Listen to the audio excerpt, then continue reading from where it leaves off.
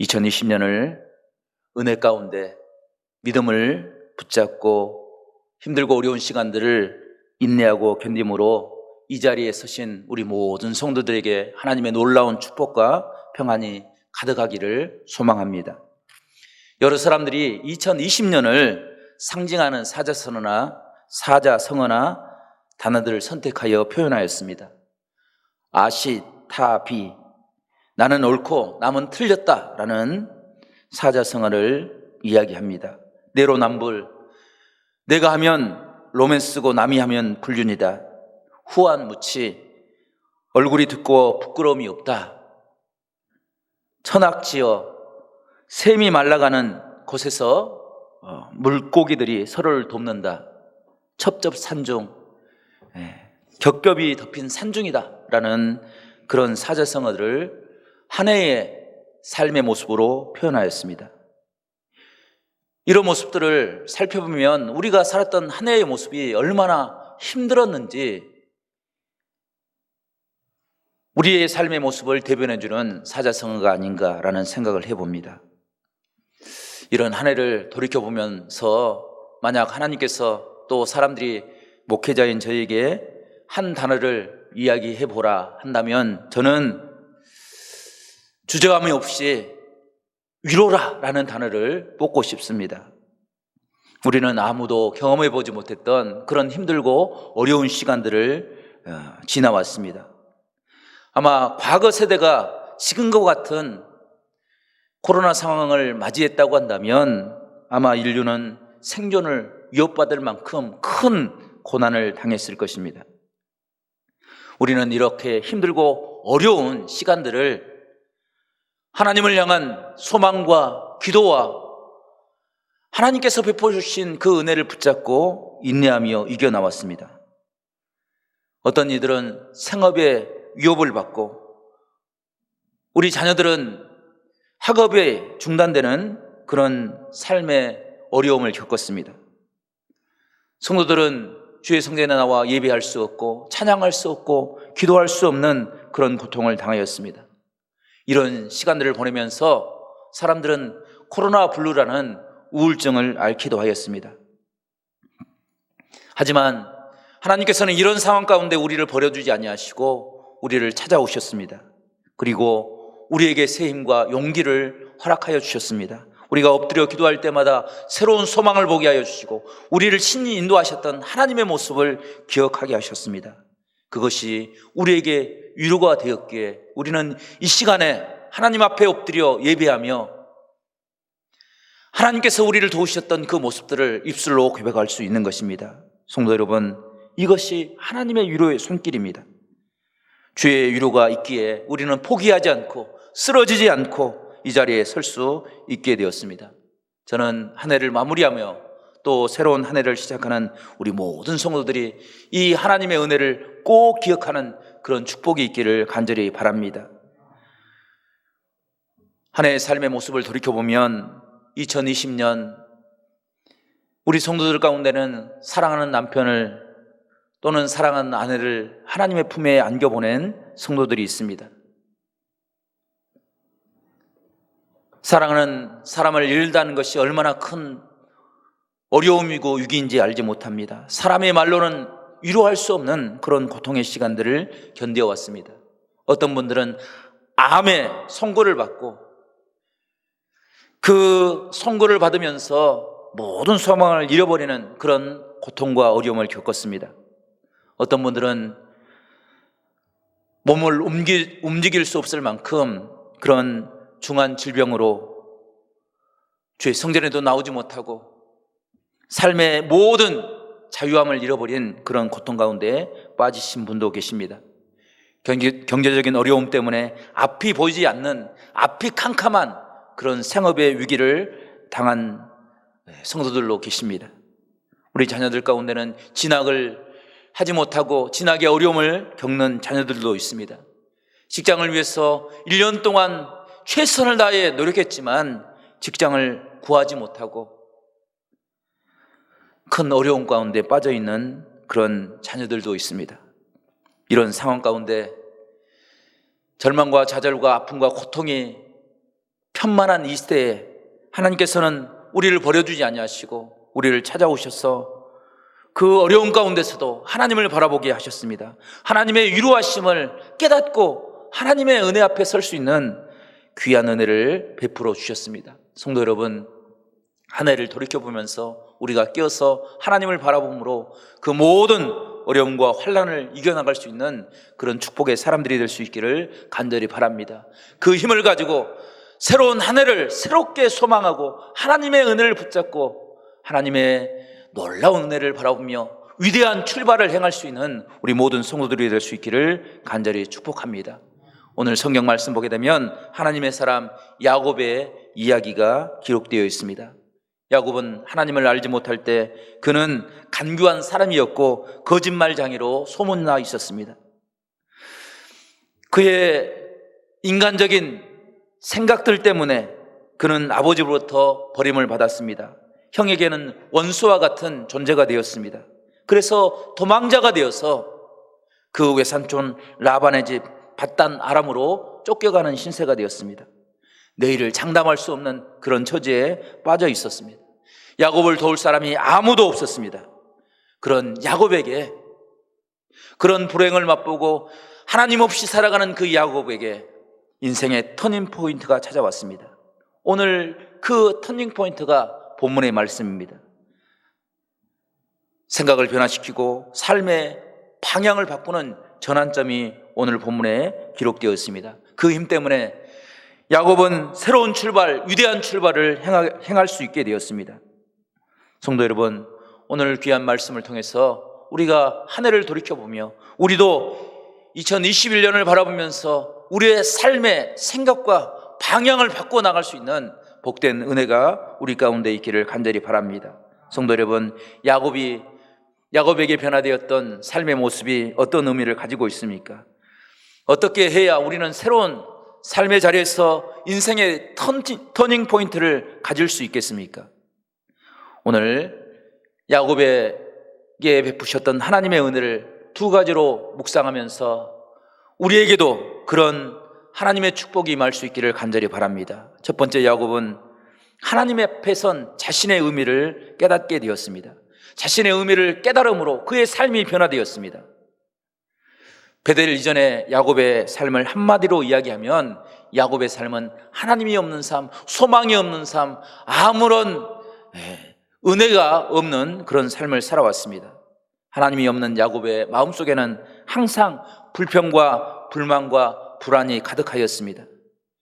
하나뿐인 형을 바라보면서도 불만을 토로하였습니다.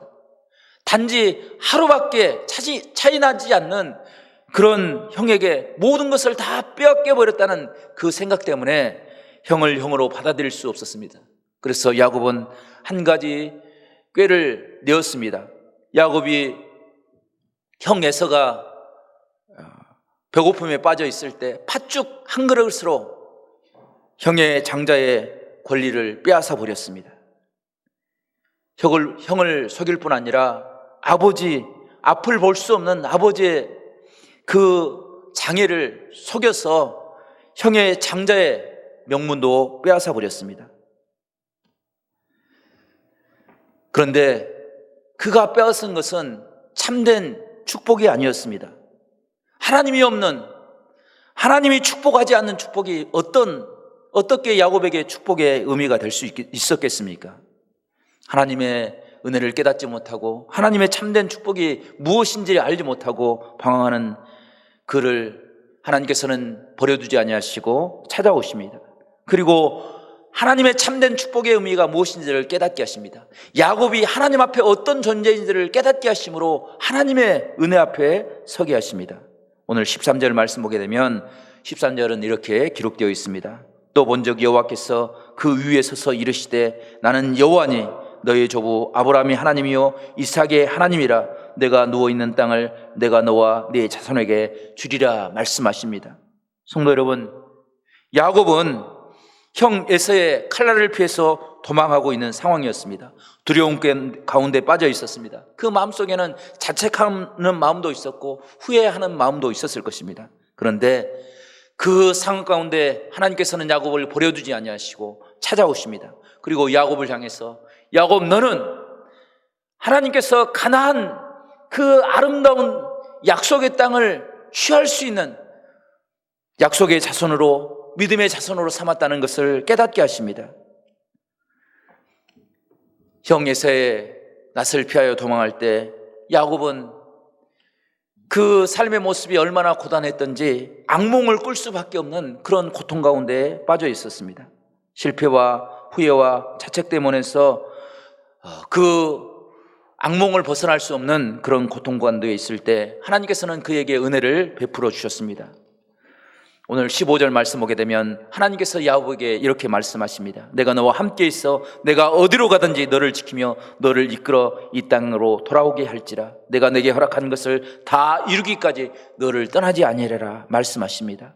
성도 여러분, 야곱에게 하나님께서 허락하신 말씀이 무엇입니까? 야곱은 하나님의 허락하신 약속의 땅을 이어받을 장자의 축복을 빼앗지 않아도 하나님의 뜻을 이루는 복된 사람이라는 것을 깨닫게 해주었습니다. 어디로 가든지 너와 함께하리라 말씀하여 주십니다. 그것을 야곱에게 알려주셨기에 야곱은 그 악몽 속에서 하나님을 만나는 축복의 은혜를 베풀어 주었습니다. 하나님께서 하늘 위까지 연결하는 큰 사닥다리를 보내주십니다. 그리고 하나님의 천군과 천사들이 오르락내리락 하는 그 모습을 보게 하십니다. 뿐만 아니라 하나님이 이곳에 함께 하신다는 사실을 깨닫게 하였습니다. 하나님이 함께 하실 때 야곱의 삶에 변화의 역사가 일어났습니다. 새로운 희망을 향해서, 하나님의 축복을 향해서, 하나님이 약속하신 그 은혜를 향해서 출발할 수 있는 그런 은혜를 깨닫게 되었습니다. 그것이 야곱이 새로운 가나안 땅에서 하나님의 축복을 향해서 출발할 수 있는 위대한 능력이 되었습니다. 성도 여러분, 우리도 성경이 우리에게 말씀하시는 하나님의 모습을 기억하는 복된 믿음의 사람들이 될 수 있기를 간절히 축원합니다. 성경은 하나님을 아브라함의 하나님이요 이삭의 하나님이요 다윗의 하나님이라 선포하십니다. 엘리야에게 찾아오셔서 능력으로 역사하셨던 하나님이라 말씀하십니다. 갈멜산에서 불로 역사하셨던 하나님의 말씀하십니다. 그 하나님이 우리와 함께 하시기에 우리가 이 절망의 순간에서도 다시 일어설 수 있고 하나님의 은혜를 바라볼 수 있고 그것을 통해서 새로운 출발을 이어나갈 수 있는 것입니다. 그것이 하나님께서 우리에게 허락하신 위대한 출발이고 하나님의 은혜인 줄로 믿습니다. 성도 여러분, 우리에게도 이런 축복이 있기를 간절히 바랍니다. 모세와 함께 하심으로 기적의 능력을 베푸셨던 하나님, 여호수아에게 담대한 마음을 허락하여 주셔서 연약한 가운데서도 하나님을 바라보고 하나님과 동행할 수 있도록 은혜를 베풀어 주셨던 그 능력의 하나님, 사자굴 속에서도 다니엘을 찾아오셔서 삶의 길을 열어주시고 하나님 앞에 엎드려 간구하며 하나님의 선한 뜻을 깨닫게 하셨던 그 은혜의 하나님, 그 은혜의 하나님 앞에 우리가 서 있는 존재임을, 그 은혜의 하나님이 나의 하나님이라는 사실을 깨닫고 고백하는 복된 믿음의 사람들이 될 수 있기를 간절히 축원합니다. 그 은혜를 가지고 새로운 한 해를 바라보며 소망을 품을 수 있는 우리 모두가 될 수 있기를 간절히 축복합니다. 그 아름다운 꿈을 이뤄나갈 수 있는 복된 믿음의 사람들이 될 수 있기를 간절히 축원합니다. 두 번째로 야곱은 하나님께서 자신의 길을 준비하시는 은혜의 하나님이다 라는 사실을 깨닫고 담대한 신앙의 삶을 살아갈 수 있었습니다. 창세기 22장을 보게 되면 아브라함은 모리아 산에서 하나님의 은혜를 깨달았습니다. 그 하나님은 여호와 이레의 하나님이셨습니다. 그 하나님의 은혜를 깨닫고 세상을 살아갈 때 아브라함은 야곱의 할아버지로 생존하였습니다. 아마 할아버지가 날마다 야곱에게 자신에게 임하였던 하나님, 그 아버지 이삭을 구원하셨던 그 하나님의 은혜를 간증하며 사셨을 것입니다. 그것을 듣고 자랄 때 하나님이 나에게 어떤 존재인지를 깨닫게 되었습니다. 그리고 베델에서 만난 그 하나님을 여호와 이레의 하나님, 나의 삶을 예비하시고 준비하시는 은혜의 하나님이라 고백할 수 있었던 것입니다. 성도 여러분, 우리에게도 이런 신앙을 향한 하나님의 은혜가 있기를 간절히 바랍니다. 우리 시대의 기독교 지성으로 알려진 데이비드 윌스라는 분이 신학 실족이라는 책에서 이런 이야기를 기록했습니다. 교회가 당면한 여러 가지 문제가 있는데 그 가장 중요한 문제가 바로 세속주의다. 그 세속주의의 가장 단편적인 중심 단어가 우연성이라는 거죠. 신앙을 우연으로 가정해서 하나님을 잃어버린 시대가 이 시대다라고 이야기하고 있습니다. 성도 여러분, 하나님은 살아계십니다. 살아계실 뿐 아니라 우리의 삶을 예비하시고 인도하시는 은혜의 하나님이 우리의 하나님이다 말씀하고 있는 것입니다. 성도 여러분, 우리가 여호와 이레 하나님, 그 은혜의 하나님을 의지함으로 우리의 삶을 온전히 하나님 앞에 의존하고 주님과 동행하는 복된 믿음의 삶을 우리 모두가 이루어 나갈 수 있기를 간절히 축원합니다. 기도로 꿈을 이룬 호텔왕 힐튼이라는 이 책의 주인공이 바로 콜레드 힌튼이라는 세계적으로 유명한 호텔의 왕이라는 사람입니다. 이 사람은 세계적으로 80여 개국에 2,600개의 호텔을 가지고 있습니다. 그리고 그 객실이 48만 개나 되는 그런 큰 호텔 왕으로 존재하고 있습니다. 그런데 그가 처음부터 그런 호텔 왕이 되었던 것은 아닙니다. 그가 처음 호텔을 시작했을 때 미국의 대공황이 찾아왔습니다. 그래서 당시 존재했던 호텔의 85%가 다 폐업을 당하고 말았습니다. 힐튼도 호텔에 큰 부도를 맞게 되었습니다. 어려움을 겪게 되었습니다. 사람들에게 돌려줄 돈이 없었습니다. 그것을 고민하다가 자살을 결심했습니다. 약을 먹고 생명을 끊으려고 할 때 갑자기 어머니가 들려주었던 하나님의 말씀이 기억났습니다.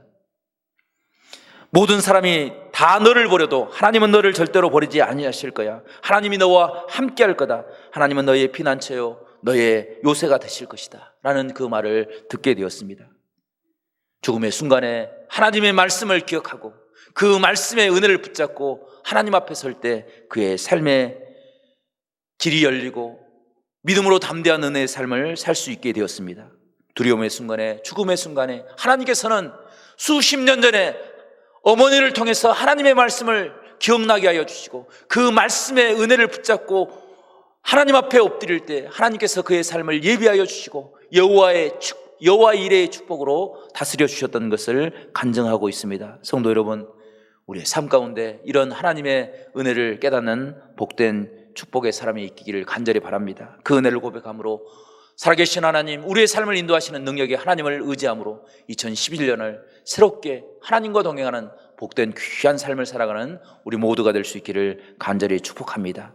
이제 2021년이 얼마 남지 않았습니다. 우리 함께 묵상함으로 새해를 하나님 앞에 온전히 맡겨드리는 그런 시간을 갖겠습니다. 그리고 우리가 12시가 되는 카운트다운을 우리가 10초 전에 하면서 우리에게 허락하신 그 복된 시간들을 맞아드리는 그런 시간을 갖겠습니다. 우리 잠시 묵도함으로 새로운 한 해를 주신 하나님의 은혜를 기억하고 주 앞에 엎드려 기도하는 시간을 갖겠습니다.